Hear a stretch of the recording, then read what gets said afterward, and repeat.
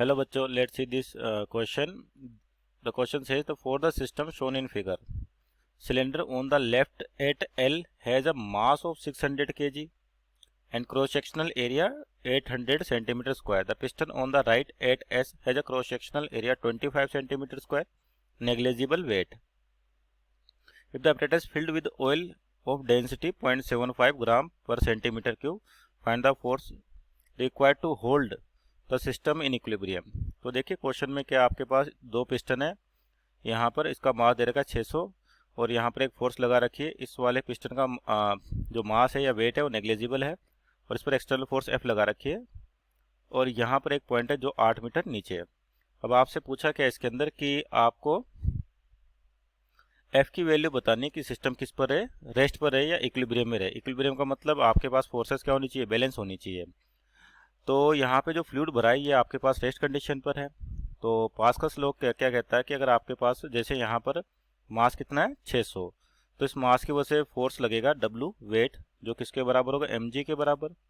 वो किधर लगेगा, इस डायरेक्शन में। तो इस फोर्स की वजह से यहाँ पर क्या प्रेशर जनरेट होगा। मान लेते हैं इसको 1 सेक्शन बोल देते हैं और ये अपना 2 है। उसी तरह से यहाँ पे फोर्स है तो इस वाले का भी एरिया दे रखा है आपको, क्रॉस सेक्शन एरिया मान लेते हैं A2, जिसकी वैल्यू दे रखी है आपको 25 सेंटीमीटर स्क्वायर। और तो कितना हो जाएगा अगर इसको मीटर में बदलें एसआई सिस्टम में, तो 25 इंटू 10 की पावर -4 मीटर स्क्वायर। उसी तरह से आपको दूसरे पिस्टन के लिए भी एरिया दे रखा है। सपोज करिए इसको बोल देते हैं अपन A2, जिसकी वैल्यू दे रखी है आपको 800 सेंटीमीटर स्क्वायर। तो इसको भी एसआई सिस्टम में बदले तो ये कितना हो जाएगा 800 into 10 to power -4 meter square.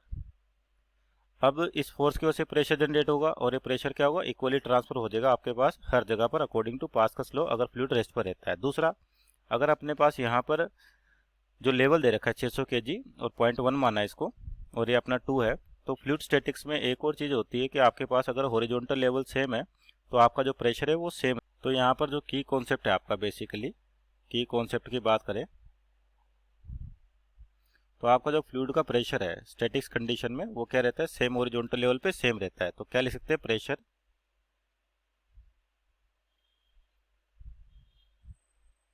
In fluid statics. Fluid statics is same at same horizontal level, same horizontal level.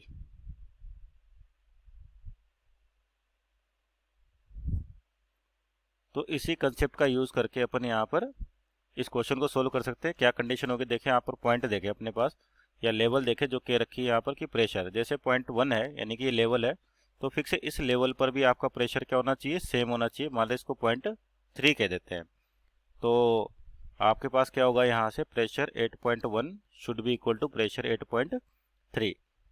अब 1 पे प्रेशर की बात करते हैं तो 1 पे एक जो प्रेशर होगा बाहर का, मान लेते हैं एटमोस्फेरिक, अपन P0 कह देते हैं, तो P0 आपका यहाँ पर भी लगेगा। तो P0 को अपन 0 भी मान सकते हैं या P0 को कंसिडर करें तो एक पॉइंट पे जो प्रेशर होगा P0 होगा और दूसरा यहाँ पे जो प्रेशर जनरेट होगा इस वेट की वजह से, तो क्या फार्मूला होता है, प्रेशर होता है आपका फोर्स अपॉन एरिया। तो फोर्स क्या लग रहा है mg और यहाँ पर एरिया क्या माना अपन ने, A1 माना है। उसी तरह से पॉइंट 3 पे देखें तो एक तो P0 प्रेशर है इसे आपके पास, दूसरा इस फोर्स की वजह से भी क्या होगा, प्रेशर जनरेट होगा जो यहाँ पर भी ट्रांसफर होगा equally according to Pascal's law. तो यानी कि यहाँ पे जो प्रेशर हो जाएगा फिर से फोर्स अपॉन एरिया और वो क्या बोला अपन ने, A2। तीसरा कि किसी भी डेप्थ पर जो फ्लूइड का प्रेशर होता है वो होता है रो जी एच, जहाँ पे रो क्या है, डेंसिटी। तो यहाँ पे आपको डेंसिटी दे रखी है 0.75 kg सॉरी ग्राम पर सेंटीमीटर क्यूब।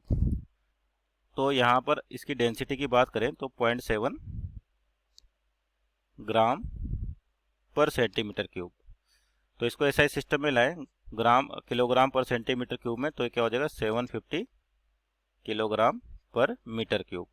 तो ऐसा यूनिट में आपके पास डेंसिटी हो गई 750 kg पर मीटर क्यूब। तो यहाँ पर वैल्यूज रखें और सोल्व करें तो P0 से P0 कैंसिल हो गया आपके पास, m दे रखा है 600 और g की वैल्यू मान लेते हैं अपन अप्रोक्सीमेटली 10 और एरिया 1 दे रखा आपको 800 सेंटीमीटर स्क्वायर, यानी कि 800 इंटू 10⁻⁻4 इक्वल टू फोर्स जो निकालनी है अपने को, एरिया है 25 इंटू 10⁻⁻4 प्लस डेंसिटी कितनी होगी 750 इंटू जी की वैल्यू 10 और डेप्थ कितनी दे रखी है अपने को 8 metre.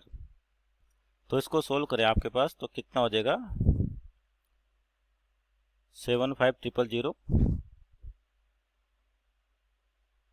Equal to force upon area, और एरिया कितना आपके पास 25 into 10⁻⁻4 plus rho G H, तो उसकी वैल्यू कितनी आ रही है आपके पास 60,000। तो यहाँ से फर्दर सोल्व करें इसको तो जो f की वैल्यू हो जाएगी f upon 25 into 10⁻⁻4 equal to कितना हो जाएगा आपके पास 75000 माइनस 60,000, तो ये हो जाएगा 15,000। तो यहाँ से फोर्स की वैल्यू निकाले अपन, f की जो वैल्यू आएगी ये आ रही है आपके पास 15,000 इंटू 25 इंटू 10 की पावर -4। तो यहाँ से f कितना आएगा सोल्व करें तो इसको यार 375,000 इंटू 10⁻⁻4, तो कितना हो जाएगा अपने पास, ये इसको लिख सकते हैं अपन 37.5 न्यूटन। तो आपका फोर्स कितना होगा 37.5 न्यूटन। तो अगर सिस्टम को इक्विलिब्रियम में रखना है तो जो रिक्वायर्ड फोर्स है 37.5 newton. So our final answer is 37.5। तो इस क्वेश्चन में आपने बस बेसिकली अपना जो मेन कंसेप्ट है वो प्रेशर का है कि अगर फ्लूइड रेस्ट पर होता है तो आपके पास सेम हॉरिजॉन्टल लेवल है, प्रेशर सेम रहता है, और लिक्विड की डेप्थ के कारण भी आपके पास प्रेशर जनरेट होता है रो जी एच। तो इस कंसेप्ट को यूज़ करते हुए आपके पास यहाँ पे जो फोर्स आ गई 37.5। Hope you understood it well. Best of luck.